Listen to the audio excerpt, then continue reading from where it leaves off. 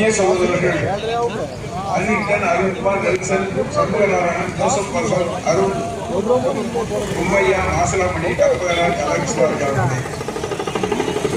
ஊராட்சி கிளை செயலாளராக இங்கே வருகின்றிருக்கின்ற இயக்க முன்னோடிகளே, ஏனைய பெரியோர்களே, தாய்மார்களே, நண்பர்களே, வியாபார பெருமக்களே, பத்திரிகையாளர்களே, உங்கள் அத்தனை பேருக்கும் என்னுடைய முதற்க நன்றி கலந்த வணக்கத்தை தெரிவித்துக் கொள்ள கடமைப்பட்டிருக்கின்றோம். இன்றைக்கு குறிப்பாக சொல்ல வேண்டும் என்று சொன்னால், தமிழகம் எல்லா வகையிலும் வளர்கின்றது. தமிழகத்தின் வளர்ச்சியை இவராலும் அடக்க முடியாது என்று சொல்கின்ற அளவிற்கு மாண்புமிகு தமிழகத்தின் முதலமைச்சராக இருக்கின்ற திராவிட நாயகனாக இருக்கக்கூடிய மரியாதைக்குரிய நம்முடைய தளபதியினுடைய ஆட்சி காலத்தில் பல்வேறு திட்டங்களை தந்து, அந்த திட்டத்தின் மூலம் பெண்களாக இருந்தாலும் சரி, இளைஞர்களாக இருந்தாலும் சரி, மாணவர்களாக இருந்தாலும் சரி, தொழிலாளியாக இருந்தாலும் சரி, அத்தனையே உயர வேண்டும் என்பதற்காக பல்வேறு திட்டங்களை தந்திருக்கின்ற முதலமைச்சர் செயல்படுகின்ற செயல்பாடுகளை பார்த்து வடக்கில் இருக்கின்ற தலைவர்கள் எல்லாம் எண்ணி பார்க்கின்றனர் என்று சொன்னால், நான் இவ்வளவுதான் இந்த தமிழகத்தை மடக்கலாம் என்று நினைத்தாலும், இன்றைக்கு தமிழகத்தின் முதலமைச்சராக இருக்கின்ற முதலமைச்சர் அவர்கள் எவ்வளவுதான் நிதி நெருக்கடிகள் கொடுத்தாலும் அத்தனையும் தவிடுபடியாக்கி இன்றைக்கு தமிழகத்தை பல்வேறு வகையிலே வளர்ச்சி பாதையில் கொண்டு செல்கின்ற பணிகளை செய்கின்றார்களே. இதை எப்படியெல்லாம் செய்கின்ற வகையிலே இன்றைக்கு பல்வேறு திட்டங்களை தீட்டி தென்பகுதியில் இருக்கின்ற அத்தனை மாநிலத்தையும் எப்படியாவது வீழ்த்திவிட வேண்டும் என்ற வகையில் இன்றைக்கு கனவு காண்கின்ற ஆட்சியாக மத்தியில் இருக்கின்ற பாரதிய ஜனதாவினுடைய ஆட்சி இன்றைக்கு விலகி வருகின்றது. அதிலும் குறிப்பாக சொல்ல வேண்டும் என்று சொன்னால், நிதி நெருக்கடி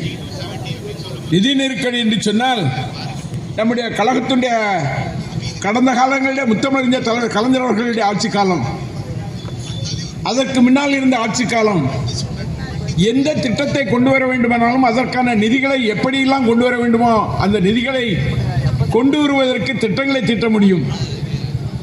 நாம் நினைத்தோம் என்று சொன்னால், இந்த திட்டத்தை கொண்டு வர வேண்டும் என்று சொன்னால், ஒரு பொருளில் 1% வரியை போடுவோம் என்று சொன்னால், அன்றைக்கு வேட் வரி 1% போட்டோம்னு சொன்னால் அதற்கான நிதிகளை பெற்று அந்த திட்டங்களை நிறைவேற்றுவதற்கான வழிவகைகளை காண முடியும். நம்முடைய மாநிலத்தினுடைய சுயாட்சியாக எதற்கு வேண்டுமானாலும் வரி போடலாம், எதற்கு வேண்டுமானாலும் வரியை எடுக்கலாம் என்ற வகையிலே அன்றைக்கு வரி பணத்திற்காக மத்திய அரசை கையேந்தி நிற்க வேண்டிய சூழ்நிலை இல்லாத நிலைகளே இருந்த வரலாறுகள் எல்லாம் உண்டு. அப்படி இருக்கின்ற போது அன்றைக்கு முத்தமிழறிஞர் தலைவர் கலைஞர் அவர்கள் எந்த திட்டத்தை வேண்டுமானாலும் கொண்டு வருவார்கள். அந்த திட்டத்தை நிறைவேற்றுகின்ற பணிகளை செவ்வனே செய்த வரலாறுகள் எல்லாம் உண்டு.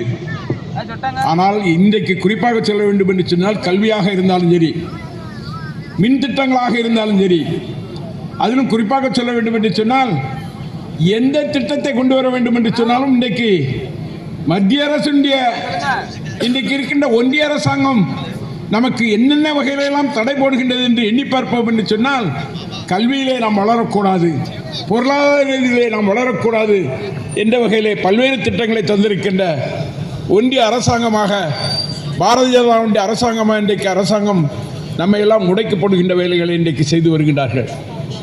குறிப்பாக சொல்ல வேண்டும் என்று சொன்னால், நாம் ₹1 வரியாக கொடுத்தோம் என்று சொன்னால் 29 பைசாவை நமக்கு திருப்பி தருகின்றார்கள். ஆனால் அதே ₹1 மத்திய உத்தரப்பிரதேசத்தினுடைய அரசாங்கம் பாரதிய ஜனதாவுடைய அரசாங்கம் கொடுக்கின்றார்கள் என்று சொன்னால், அவர்களுக்கு ₹3.33 கொடுக்கக்கூடிய நிலைகளில் அவர்களுடைய நிதியை உயர்வு செய்யக்கூடிய வகையிலே செய்கின்றார்கள். நம்மை நிதியிலே வீழ்த்த வேண்டும், நிதியிலே நெருக்கடியை ஏற்படுத்த வேண்டும் என்ற வகையிலே இன்றைக்கு 29 பைசாவை தந்துவிட்டு இன்றைக்கு நம்மை நிதி நெருக்கடியில் இன்னல்கள் ஏற்படாதா, இந்த ஆட்சிக்கு தொல்லைகள் வராதா என்று கனவு காணுகின்ற வகையிலே இன்றைக்கு மத்தியிலே இருக்கின்ற பாரதிய ஜனதா மோடியினுடைய அரசாங்கம் இன்றைக்கு திட்டமிட்டு நம்மீது இந்த நிதி திணிப்பை இன்றைக்கு ஏற்படுத்துகின்றார்கள்.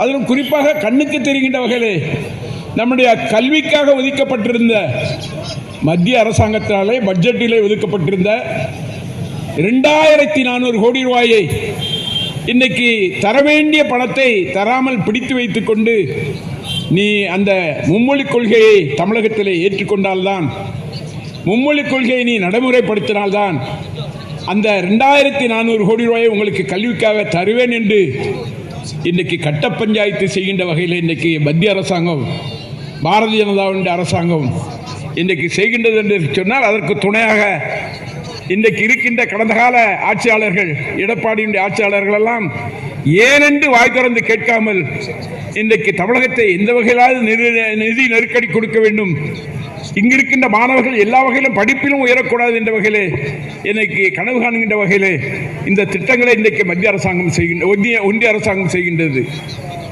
குறிப்பாக புதிய கல்வி திட்டம் என்ற ஒரு திட்டத்தை கொண்டு வந்திருக்கிறார்கள். அந்த கல்வி திட்டம் என்ன என்று சொன்னால், கடந்த காலங்களிலே ராஜாஜி அவர்கள் கொண்டு வந்தார்களே குலக்கல்வி திட்டம்.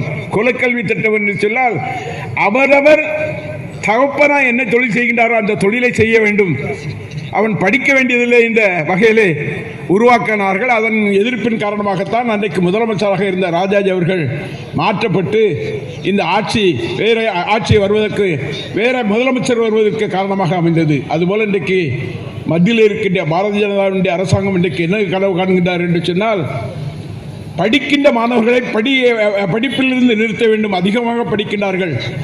அதுவும் தமிழகத்தில் இருக்கின்ற மாணவர்கள் அதிகமாக படித்துவிட்டு பல்வேறு வகையில் மருத்துவர்களாக, இன்ஜினியர்களாக, இன்னைக்கு வெளிநாடுக்கு செல்லக்கூடிய இன்ஜினியர்களாக, அத்தனையும் படிக்கக்கூடிய ஆற்றல் மிக்கவர்களாக தமிழகத்தை சேர்ந்தவர்கள் உயர்கின்றார்கள் என்று சொன்னால், இந்த இருமொழி கொள்கை தமிழ், ஆங்கிலம் இந்த இரண்டையும் படித்துவிட்டு அவர்கள் காண்கின்றார்கள் என்ற வகையில் தான் நமக்கு டாக்டர் வரக்கூடாது. அதுக்காக தான் திட்டம் போடுறான் நீட் தேர்வு. நீட் தேர்வு என்பது நம்முடைய கிராமத்தில் இருக்கின்ற, அதுவும் அல்லல் படுகின்ற அந்த மக்கள் மருத்துவராக செல்லக்கூடாது என்பதற்காக திட்டமிட்டு அதை முடக்க வேண்டும் என்பதற்காக இன்றைக்கு திட்டத்தை தீட்டியிருக்கின்ற ஒன்றிய அரசாங்கம் நீட் தேர்வு என்ற ஒரு திட்டத்தை தந்து, அந்த நீட் தேர்வில் பாஸ் ஆனால் தான் அவன் டாக்டராக போக முடியும். அந்த நீட் தேர்வை படிக்கணும்னா ஒரு 2 லட்சம் 2.5 லட்சம் ரூபா தனியாருடைய கல்வி நிறுவனங்களை படித்து அதில் படித்து தான் வர முடியும் என்ற நிலைகளை உருவாக்கி இந்த கல்வியிலே மருத்துவர்கள் வருவதை தடுப்பதற்கான திட்டங்களை தந்திருக்கின்ற ஆட்சி தான் மத்தியில் இருக்கின்ற பாரதிய ஜனதாவுடைய அரசாங்கம். அதற்கு துணை போகின்றவர் யார் என்று சொன்னால் எடப்பாடி பழனிசாமி. எடப்பாடி பழனிசாமி அவர்கள் இதற்காக ஒட்டுமொத்தமாக தமிழகத்தினுடைய குரலுக்காக ஒன்று சேர்ந்து குரல் கொடுப்பதை விட்டுவிட்டு, எந்த வகையிலாவது யார் வீழ்ந்தாலும் பரவாயில்லை, நான் முதலமைச்சராக வேண்டும் என்ற கனவு காண்கின்ற ஒரு முன்னாள் முதலமைச்சராக எடப்பாடி இருக்கின்றார் என்று சொன்னால், எந்த காலத்திலும் அவர் தமிழகத்தினுடைய முதலமைச்சராக வர முடியாது என்ற வரலாறை படைக்கின்ற தமிழகமாகத்தான் தமிழகம் இருக்கும். அதுபோல இன்றைக்கு குறிப்பாக சொல்ல வேண்டும் என்று சொன்னால், புதிய கல்விக் கொள்கை திட்டம் என்ற ஒரு திட்டத்தை கொண்டு வந்து 3ஆம் வகுப்புல 3ஆம் கிளாஸ்ல பரீட்சை, 5ஆம் கிளாஸ்ல பரீட்சை, 8ஆம் வகுப்புல பரீட்சை, இப்படி பரீட்சை வச்சாங்கன்னா 3ஆம் கிளாஸ்ல படிக்கும்போது பையன், கிராமத்தில் இருக்கிற படிக்கிற பையன் படிக்கும்போது, நான் புது பஸ்ஸெல்லாம் போகுது, 3ஆம் கிளாஸ்ல படிக்கும்போது அவன் பள்ளிக்கு போகும்போது இன்றைக்கு தொடர்ந்து அவன் பாஸாக அவனுக்கு ஒரு ஆர்வம், பள்ளியை படிப்பதிலே ஒரு ஆர்வம் ஏற்படுகின்றது. அதன் மூலம் எந்த வகையிலாவது அவன் +2 முடித்து கல்லூரிக்கு செல்லக்கூடிய மாணவனாக உருவாகிறான். ஆனால் அதையெல்லாம் தடுக்க வேண்டும் என்ற வகையிலே முதல்ல அவன் படிப்பை நிறுத்திட்டா அதை முடக்கிற மாதிரி இருக்குங்கிறதுக்காக 3ஆம் வகுப்பில் பரீட்சை வச்சாங்கன்னா, அதில் அவன் பரீட்சை எழுதும்போது எப்படி எழுதுவான் அந்த 3ஆம் வகுப்பு பையன்? பரீட்சை எழுதி அதில் ஃபெயில் ஆகிட்டான்னா என்ன தெரியுமா? அப்பா எனக்கு படிப்பு வராது, நீங்கள் விவசாயம் பண்ணுறீங்கன்னா உங்கள் கூட நான் விவசாயம் பண்ணுறேன், நீங்கள் என்ன வேலை பார்க்குறீங்களோ அந்த வேலை பார்க்குறேன் அப்படின்னு அவன் படிப்பையே விட்டுவிட்டு ஆரம்ப கல்வியே படிக்காமல் கல்லூரிக்கு செல்லாமல் முடக்க வேண்டும் என்பதற்காக திட்டமிட்டு புதிய கல்வி திட்டத்தை இன்றைக்கு மத்தியில் இருக்கின்ற பாரதிய ஜனதா கொண்டு வருகின்றார் என்று சொன்னால், அதை ஆதரிக்கின்ற கட்சியாக எடப்பாடியுடைய கட்சி இன்றைக்கு விளங்கி வருகின்றது. அந்த எடப்பாடியும் இன்றைக்கு பல்வேறு வகையிலே அவர்கள் சிறுபான்மையுடைய ஓட்டு எங்களுக்கு கிடைக்கவில்லை, சிறுபான்மையுடைய ஓட்டு கிடைக்கவில்லை என்று சொன்னால் நாங்கள் பாரதிய ஜனதாவோடு கூட்டு சேர்ந்து விட்டோம், அதனால் எங்களுக்கு சிறுபான்மையினர் ஓட்டு போடவில்லை, ஆகவே நாங்கள் பாரதிய ஜனதாவோட கூட்டு சேர மாட்டோம் என்ற வகையில் இன்றைக்கு சொல்லிவிட்டு ரகசியமாக இன்றைக்கு பாரதிய ஜனதாவோடு கூட்டு சேர்வதற்கான எடப்பாடியுடைய திட்டங்கள் இன்றைக்கு திட்டமிட்டு அந்த வழிகளை காண்கிறார். எவர் இறந்தாலும் பரவாயில்ல, எவை எப்படி போனாலும் பரவாயில்ல, நான் முதலமைச்சராகணும் அப்படிங்கிறது தான் எடப்பாடியுடைய ஒரே கொள்கை. அந்த வகையில் 5வது பரிசு 8வது பரீட்சை இப்படியெல்லாம் பரீட்சை வச்சாங்கன்னு சொன்னால் நம்முடைய இளம் சிறாராக இருக்கிறவர்கள் இன்றைக்கு பள்ளிக்கு செல்வதை விட்டுவிட்டு அவர்கள் படிப்பே நிறுத்தக்கூடிய சூழ்நிலை உருவாக்க வேண்டும் என்ற வகையில் இன்றைக்கு மத்தியில் ஆளுகின்ற ஒன்றிய அரசாங்கத்தின் பிரதமராக இருக்கக்கூடிய மோடி அவர்களும் அமித்ஷா அவர்களும் இந்த திட்டத்தை தீட்டுகின்றார் என்று சொன்னால் தமிழகத்தை எந்த வகையிலாவது வீழ்த்த வேண்டும் என்று கனவு காணுகின்ற நம்முடைய மாணவர்களை வீழ்த்தக்கூடிய கனவுகளை இன்றைக்கு காணுகின்ற திட்டமாக இன்றைக்கு செயல்படுகின்றார்கள்.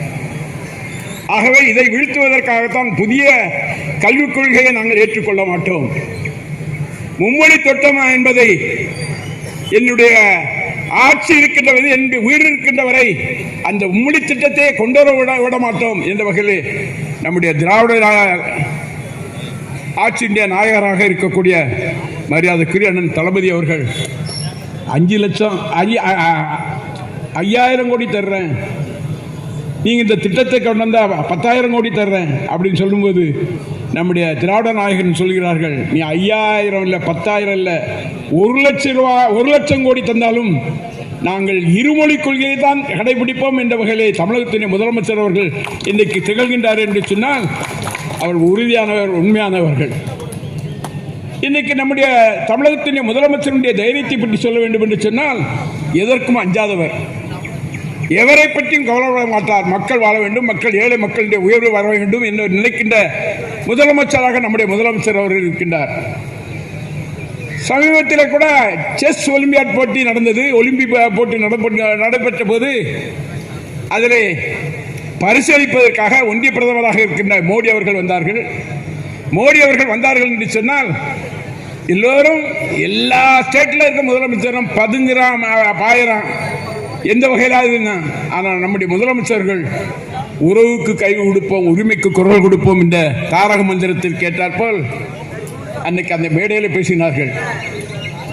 எங்களுடைய மாநிலத்திற்கு ஒன்றிய அரசாங்கத்திலிருந்து வர வேண்டிய பாக்கி நிதிகளில் எதெல்லாம் வர வேண்டும் என்பதை புள்ளி விவரத்தோடு சொல்லி இதையெல்லாம் உடனடியாக தருவதற்கு பாரதத்தினுடைய பிரதமராக இருக்கின்ற பிரதமர் அவர்கள் அதை செய்ய வேண்டும் என்று அவர் முகத்திலேயே நேரடியாக சொல்லக்கூடிய முதலமைச்சராக நம்முடைய முதலமைச்சர் அவர்கள் தைரியமாக திராணி உள்ளவராக சொல்லக்கூடிய முதலமைச்சராக நம்முடைய முதலமைச்சர் திராவிட நாயகராக இருக்கக்கூடிய முதலமைச்சர் அவர்கள் சொன்னார்கள்.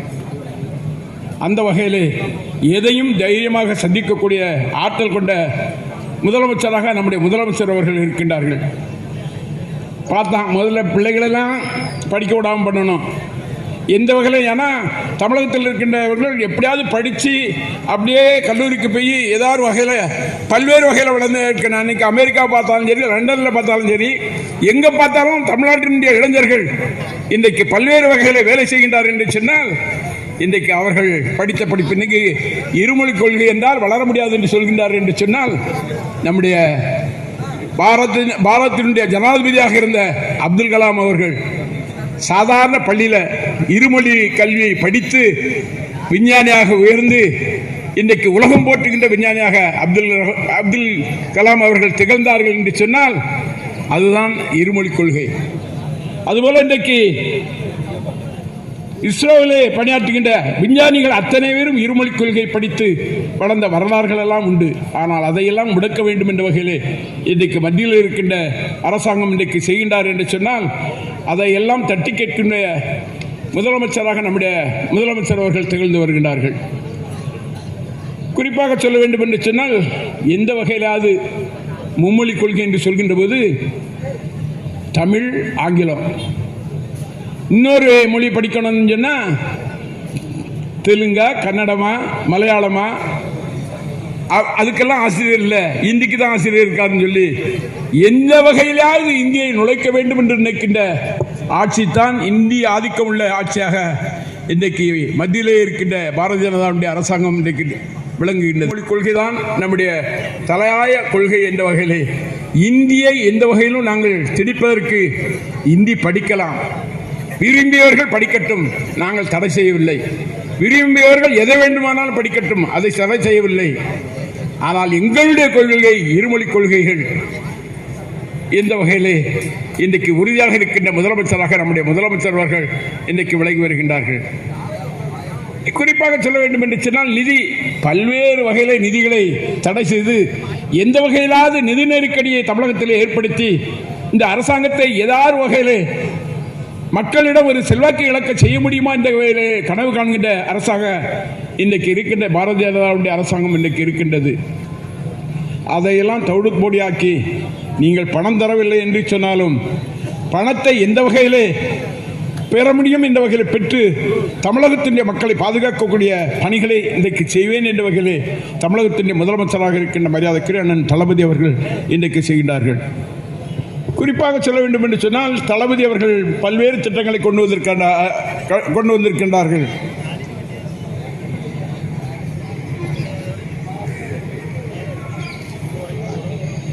பல்வேறு திட்டங்களை கொண்டு வந்திருக்கின்றார்கள். மகளிருக்கான பல்வேறு திட்டங்களை கொண்டு வந்திருக்கின்றார்கள். யாருடைய நிதியை எதிர்பார்த்தா இன்றைக்கு விடியல் பயணமாக இருந்தாலும் சரி, அதுபோல கல்லூரிக்கு செல்கின்ற மாணவர்கள் படிப்பதற்காக மாதந்தோறும் 1000 ரூபாய் கொடுக்கின்ற அந்த திட்டமாக இருந்தாலும் சரி, அதுபோல மகளிர் சுயதொழிலுக்கு செய்கின்ற பல்வேறு உதவிகளாக இருந்தாலும் சரி, அதுபோல பல்வேறு திட்டங்களுக்கு இன்றைக்கு எதையும் எதிர்பார்க்காமல் இன்றைக்கு கூட குறிப்பாக சொல்ல வேண்டும் என்று சொன்னால், ஓட்டப்படாரம் தொகுதியில் இந்த நிதி அறிக்கையில் எது தேவை என்பதை அறிந்து இன்றைக்கு அரசுடைய கல்லூரி ஆரம்பிப்பேன் என்ற வகையிலே தமிழகத்தினுடைய முதலமைச்சர் அவர்கள் அறிவித்திருக்கின்றார் என்று சொன்னால், எந்த பகுதிக்கு எது தேவைங்கிறது தெரியும். இன்னைக்கு ஓட்டப்படாரம் தொகுதி என்று சொன்னால் பழைய காலத்தில் சொல்லுவாங்க, அது காடு நிறைஞ்ச பகுதின்னு சொல்லுவாங்க.